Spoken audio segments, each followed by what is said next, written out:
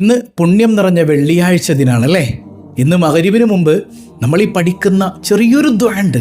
മനസ്സറിഞ്ഞ അള്ളാഹുവിലേക്ക് കൈ ഉയർത്തിയിട്ട് ഈ ദുആ ഒന്ന് ചെയ്താൽ നിങ്ങളുടെ മനസ്സിലെ എത്ര വലിയ മുറാദും അള്ളാഹു ഹാസുലാക്കി തരും, എത്ര വലിയ വേദനയും അള്ളാഹു നീക്കിത്തരും, എത്ര വലിയ സങ്കടവും അള്ളാഹു ഇല്ലാതാക്കി തരും. അള്ളാഹു ചോദിക്കുന്നതൊക്കെ തരുന്ന ആ അത്ഭുതം നിറഞ്ഞ സമയമേതാണ്, ആ പ്രാർത്ഥന ഏതാണ്? പഠിക്കണം. 1000 രൂപ സമ്മാനമായി ലഭിക്കുന്ന ചോദ്യം വീഡിയോയിലുണ്ട്. മുഴുവനായി കാണുക, ഉത്തരം കമൻറ്റ് ചെയ്യുക, നാമുമായി ബന്ധപ്പെട്ട എല്ലാവരിലേക്കും എത്തിച്ചു കൊടുക്കുക. അള്ളാഹു റബ്ബുൽ ആലമീൻ അവൻ്റെ യഥാർത്ഥ മുത്തഖീങ്ങളിൽ നാം ഏവരെയും ഉൾപ്പെടുത്തി അനുഗ്രഹിക്കുമാറാകട്ടെ.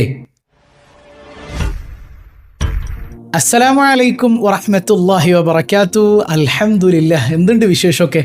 റാഹത്തല്ലേ? റാഹത്തല്ലേ എല്ലാവർക്കും? സന്തോഷമല്ലേ? എവിടെ ഒരു ചിരിയൊക്കെ വിടരട്ടെ.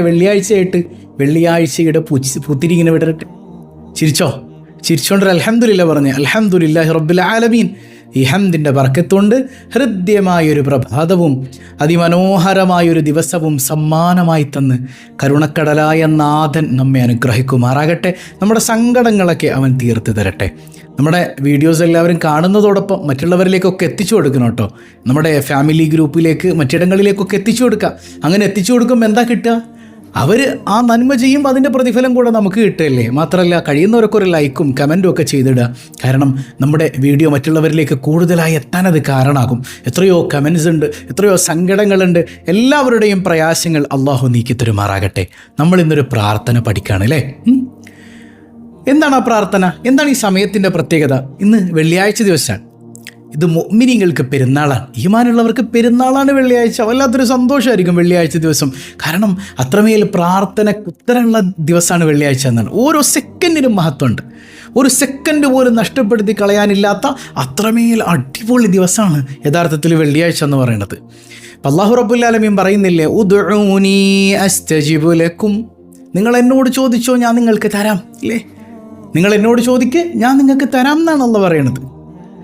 വല്ലാത്തൊരു വർച്ചാനാണത്. കേവലം ആ ഒരു നിങ്ങൾ എന്നോട് ചോദിക്ക് ഞാൻ നിങ്ങൾക്ക് തരാമെന്ന് പറയുന്നതിനേക്കാൾ മനോഹരമായ ഒരു ആശയം അള്ളാഹുവിൻ്റെ സൂഫിയാക്കൾ പഠിപ്പിക്കുന്നുണ്ട്. എന്താണെന്നറിയോ അത്? നിങ്ങൾ എന്നെ ചോദിക്ക്, ഞാൻ നിങ്ങൾക്ക് തരാം എന്നാണ്. നിങ്ങൾ എന്നെ ചോദിക്ക്, ഞാൻ നിങ്ങൾക്ക് തരാം. അതായത് ഞാനൊരു ഉദാഹരണം പലപ്പോഴും നിങ്ങളോട് പറഞ്ഞിട്ടുണ്ട്. ഇപ്പോൾ ഭാര്യ ഭർത്താവിനെ യാത്രയൊക്കെയാണ്, ഭർത്താവ് ഒരു ടൂർ പോവാണ്. അപ്പോൾ അവളോട് ചോദിക്കുക, എന്താണ് വേണ്ടത്? കെട്ടിയോൾ കേൾക്കാൻ കാത്തിരിക്കുകയായിരുന്നു. അതെ, എനിക്കൊരു ഫോം വേണം, പിന്നെ മറ്റേ വീട്ടിലേക്ക് കറിച്ചട്ടി പൊട്ടിയിരിപ്പുണ്ട് ഒരു ചട്ടി വേണം, പിന്നെ മറ്റേ ചോക്ലേറ്റ് വേണം, പിന്നെ പിള്ളേർക്ക് ഉടുപ്പിലൊരു ഉടുപ്പ് വേണം, പിന്നെ എൻ്റെ മൂത്തുമ്മാടെ മോക്കടെ കല്യാണത്തിനൊരു മാല വേണം. സംഗതി ഇതൊക്കെ നിനക്ക് വാങ്ങിത്തരുവൻ, വല്ല പ്രശ്നമുണ്ടോ? ഇല്ല. പക്ഷെ ഇതൊന്നും അല്ല അവൻ കേൾക്കാൻ ആഗ്രഹിക്കുന്ന ചോദ്യം. എന്താണ്? ഇതൊന്നും അല്ല അവൻ കേൾക്കാൻ ആഗ്രഹിക്കുന്നത്. എന്താണ് അവളിൽ നിന്ന് അവൻ ആഗ്രഹിക്കുന്നത്? നിനക്ക് എന്ത് വേണമെന്ന് ചോദിക്കുമ്പോൾ എനിക്കെൻ്റെ ഈ കാക്കാനം മതി, കാക്ക ഇങ്ങോട്ടൊന്ന് വേഗം വന്നാൽ മതി. അല്ലേ? ഇല്ലേ മക്കളെ? അല്ല, നിങ്ങൾ പറയും, ഒരു ചിരിയൊന്നും മന്നില്ലല്ലോ. അത് അങ്ങനെയൊന്നും പറയാറില്ലേ? എനിക്കെൻ്റെ ഈ കാക്കാനെ കണ്ടാൽ മതി, എന്നിട്ട് ബാക്കി. ഇല്ലേ? ആ സംഗതി കേട്ടാൽ പിന്നെ നിനക്ക് വേണമെങ്കിൽ അവൻ ഗോൾഡ് കൊണ്ട് നിന്നെ അഭിഷേകം ചെയ്ത് കളയും, കയ്യിൽ പൈസ ഉണ്ടെങ്കിൽ കേട്ടോ. അപ്പോൾ നമ്മൾ ഒരു സംഗതി പറയുമ്പോൾ ഏറ്റവും കൂടുതൽ ഒരു മനുഷ്യൻ ആഗ്രഹിക്കുന്ന വിഷയം പറയണം. ഭർത്താവ് അത് ഏറ്റവും കൂടുതൽ ആഗ്രഹിക്കുന്നുണ്ട് ഭാര്യയിൽ നിന്ന്. എന്നാൽ നമ്മളെ പടച്ച നാഥനായ റബ്ബിന് ഏറെ ഇഷ്ടം എന്താ? പടച്ചോൻ എനിക്ക് നിന്നെ വേണം, അല്ലാ നിന്നെ വേണം. ഈ വെള്ളിയാഴ്ച ദിവസം നമ്മൾ ഈ പറയാൻ പോകുന്ന സമയത്ത് പടച്ചോൻ എനിക്ക് നിന്നെ കിട്ടണോ അല്ലാ, നിന്നെ കിട്ടണോ അല്ലാ. ഓ, അത് വല്ലാത്തൊരു വർത്താനാണ്. എന്നിട്ട് ദുനിയാവിൻ്റെ കഥയൊക്കെ പറയുന്നത് ആദ്യം അള്ളാഹിനെ ഇങ്ങോട്ട് കിട്ടിക്കഴിഞ്ഞാൽ പിന്നെ അള്ളാഹ്ക്കുള്ളതൊക്കെ നമുക്കുള്ളതല്ലേ. കാരണം നമ്മുടെ ഉടമയല്ലേ അവൻ. പക്ഷേ നമുക്കിത് ഇഖ്ലാസോട് ചോദിക്കാൻ പറ്റാത്ത എന്തുകൊണ്ടാണെന്നറിയോ? നമ്മുടെ കൽബിൽ ഞാൻ കഴിഞ്ഞ ആഴ്ച ഉണർത്തിയതുപോലെ അള്ളാഹ്ക്ക് പകരം സമ്പത്ത് കയറി കിടക്കുന്നത് കൊണ്ടാണ്. സമ്പത്ത് കൽബിലുണ്ടായാലാണ് അഹങ്കാരം ഉണ്ടാവുക. ഇതൊന്നും പടച്ചോന് ഇഷ്ടമുള്ള സംഗതിയല്ല. ഇപ്പോൾ അറായിച്ചല്ലതി യുക്കദ്ദിബു ബിദ്ദീൻ നമ്മൾ ആയത്തോതിയില്ലേ കഴിഞ്ഞ 2 ദിവസം മുമ്പെങ്ങാണ്ട് അല്ലേ? അതിൽ മുഴുവൻ പറയണത് എന്താ? യത്തീമിന് കൊടുക്കാത്തവർ, അതുപോലെ തന്നെ പാവപ്പെട്ടവന് കൊടുക്കാത്തവർ, അവരുടെ നിസ്കാരം കൊണ്ട് അവരെത്തുന്നത് നാശത്തിലേക്കാണ്. അപ്പോൾ ഈ പറയുന്ന പാവപ്പെട്ടവനെ പരിഗണിക്കാത്ത, യത്തീമിനെ പരിഗണിക്കാത്ത ആളുകൾ എന്തോരം ദുആയിരുന്നാലും അള്ളാഹ് സ്വീകരിക്കൂല. എന്നാൽ ഇവരെയൊക്കെ പരിഗണിച്ചിട്ട് അള്ളാഹുവിലേക്ക് കൈ ഉയർത്തി നോക്കിയേ, പടച്ചോ നിങ്ങളെങ്ങ് താങ്ങിയെടുക്കും. എല്ലാ വെള്ളിയാഴ്ചയും 2 വെള്ളിയാഴ്ചയായിട്ട് നമ്മൾ പറയുന്നുണ്ട് നമ്മുടെ റിലീഫ് പദ്ധതി. ഒരുപാട് പാവപ്പെട്ട പ്രയാസങ്ങൾ അനുഭവിക്കുന്ന, ബുദ്ധിമുട്ടുകൾ അനുഭവിക്കുന്ന, അസുഖം കൊണ്ട് ബുദ്ധിമുട്ടുന്ന പല ആളുകൾക്കും അത്താണിയാകുന്നുണ്ട് നമ്മുടെ റിലീഫ് പദ്ധതി എന്ന് പറയുന്നത്.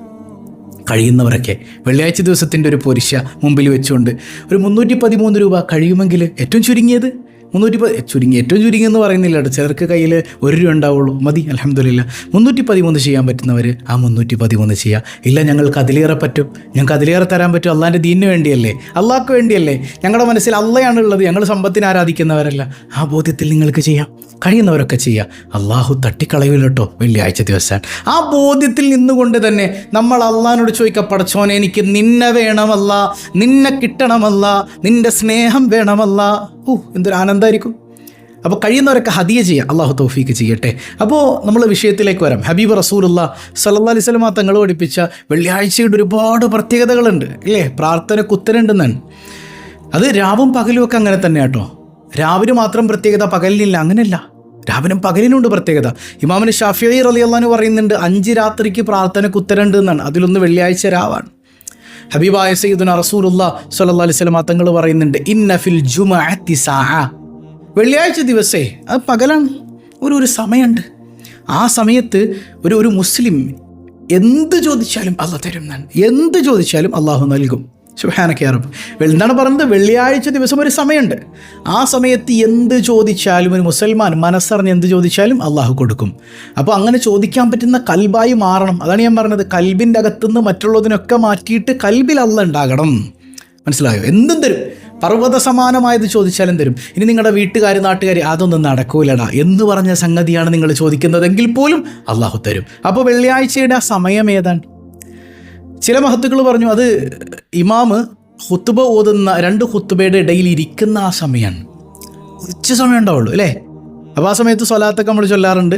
ആ സ്വലാത്തൊക്കെ ചൊല്ലിക്കൊണ്ട് പെട്ടെന്ന് ചോദിക്കാൻ പറ്റിയ എന്തെങ്കിലും സംഗതി ഉണ്ടോ? ഒരു സമയം അതാണെന്ന് പറഞ്ഞ മഹാന്മാരുണ്ട്. ഇനി സഹോദരിമാർക്കൊരാശ്വാസം, വേറെ ചില മഹാന്മാർ പറഞ്ഞു അത് വെള്ളിയാഴ്ച ദിവസം ബഅദൽ അസ്ർ, അസ്റിന് ശേഷമുള്ള സമയമാണ്, മഗ്‌രിബിന് മുമ്പായ സമയം. ഹബീബായ സല്ലല്ലാഹു അലൈഹി വസല്ലം തങ്ങളുടെ ഒരു ഹദീസിൽ ഇങ്ങനെയും കാണാം, അസ്ർ മഗ്‌രിബിൻ്റെ ഇടയിലുള്ള സമയം പ്രാർത്ഥനയ്ക്ക് ഉത്തരമുണ്ട് എന്നാണ്.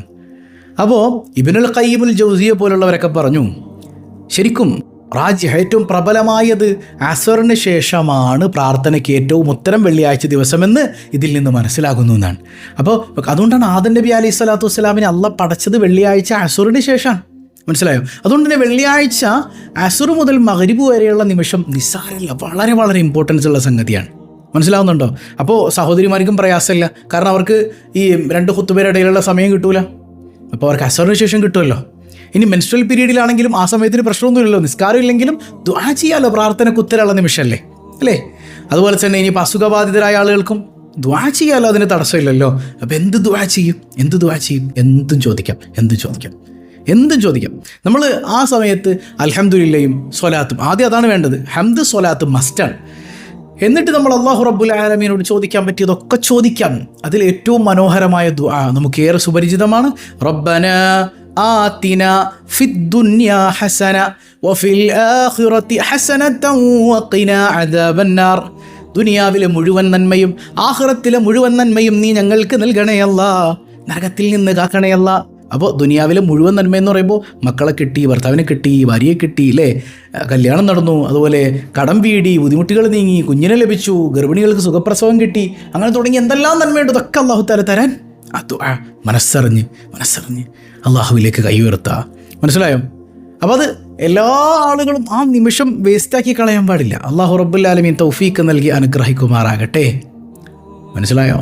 അപ്പോൾ നമ്മൾ ഇന്നിപ്പോൾ ചെയ്യാൻ പോകുന്ന 2 കാര്യമാണ്. ഒന്ന് ഈ ദുആ, പിന്നെ മറ്റുള്ളവരുടെ പ്രയാസങ്ങൾ അകറ്റാൻ വേണ്ടി നമ്മളൊരു ഹദിയ. ഈ 2 സംഗതികൾ ചെയ്തിട്ട് ഇതെല്ലാം സ്വീകരിക്കപ്പെടാൻ ഇതിൻ്റെ മുൻപും ശേഷവും സ്വലാത്ത് അധികരിപ്പിക്കുക. വെള്ളിയാഴ്ച ദിവസമാണല്ലേ. സ്വല്ലല്ലാഹു അലാ മുഹമ്മദ് സ്വല്ലല്ലാഹു അലൈഹി വസല്ലം സ്വല്ലല്ലാഹു അലാ മുഹമ്മദ് യാ റബ്ബി സ്വല്ലി വസല്ലിം.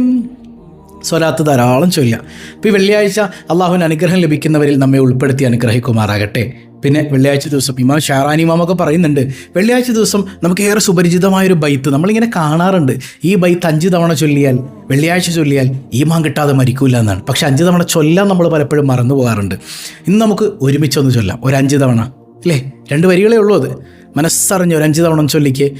ഇലാഹി ലസ്തു ലിൽ ഫിർദൗസി അഹ്ല വലാ അഖ്വാ അലാ നാരിൽ ജഹീമി فهب لي توبة واغفر ذنوبي فإنك غافر الذنب العظيم إلهي لست للفردوس أهلا ولا أقوى على نار الجحيم فهب لي توبة واغفر ذنوبي فإنك غافر الذنب العظيم إلهي لست للفردوس أهلا ولا أقوى على نار الجحيم فهب لي توبة واغفر ذنوبي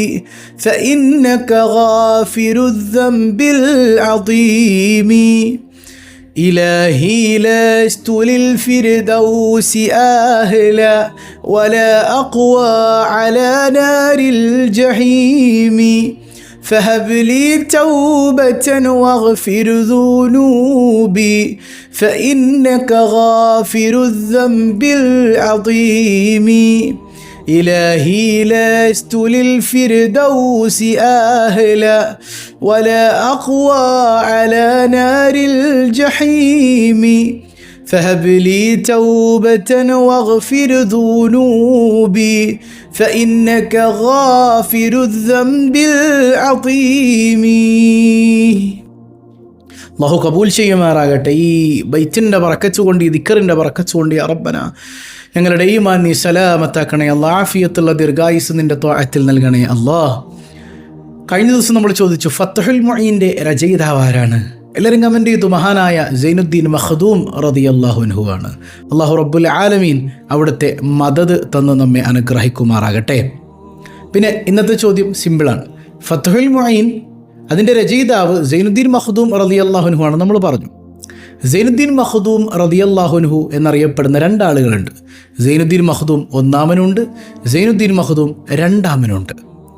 ആരാണ് ഫത്ഹുൽ മുഈൻ രചിച്ചത്? സൈനുദ്ദീൻ മഖ്ദൂം ഒന്നാമനാണോ രണ്ടാമനാണോ? കമൻറ്റ് ചെയ്യുക. അല്ലാഹു ബറക്കത്ത് ചെയ്യട്ടെ. പതിവായി ചൊല്ലുന്ന ദിക്ർ സുബ്ഹാനല്ലാഹി വബിഹംദിഹി അദദ ഖൽഖിഹി വറിദാ നഫ്സിഹി വസിനത അർശിഹി വമിദാദ കലിമാതിഹി. സുബ്ഹാനല്ലാഹി വബിഹംദിഹി അദദ ഖൽഖിഹി വറിദാ നഫ്സിഹി വസിനത അർശിഹി വമിദാദ കലിമാതിഹി. സുബ്ഹാനല്ലാഹി വബിഹംദിഹി عدد خلقه ورضا نفسه وزنة عرشه ومداد كلماته. അല്ലാഹു കബൂൽ ചെയ്യട്ടെ. പല ആളുകളും ദുആ കൊണ്ട് വസിയത്ത് ചെയ്തിട്ടുണ്ട്. എല്ലാവരുടെയും ലക്ഷ്യങ്ങൾ അല്ലാഹു പൂർത്തീകരിക്കട്ടെ. ഒരാൾ ചോദിച്ചു, ഉസ്താദെ ഭീമാപ്പള്ളിയിൽ നടക്കുന്നതൊക്കെ ഹലാലാണോ? ഇതിനെക്കുറിച്ചൊന്ന് പറയാമോ എന്നാണ്. അല്ലാഹു റബ്ബുൽ ആലമീൻ്റെ ഔലിയാക്കളിൽ പ്രമുഖരാണ് മഹദിയായ സയ്യിദത്തുന ഭീമാ ബീവി റളിയല്ലാഹു അൻഹയും അവിടുത്തെ മകനായ സയ്യിദി മാഹിൻ അബൂബക്കർ വലിയുല്ലാഹി ഖദ്ദസല്ലാഹു സിർറഹുൽ അസീസ്. വലിയ മഹത്തുക്കളാണ്. അപ്പോൾ അവരുടെ ഉറൂസ് നടത്തുന്നതിൽ ഇസ്ലാമിൽ ഒരു തെറ്റുമില്ല. ഹബീബ് സല്ലല്ലാഹു അലൈഹി വസല്ലം തങ്ങൾ ഉഹദ് ശുഹദാക്കളുടെ ഖബർ സിയാറത്ത് കൊല്ലം തോറും ഇങ്ങനെ ഒരു കൊല്ലം തികയുമ്പോൾ നടത്തിയിരുന്നു.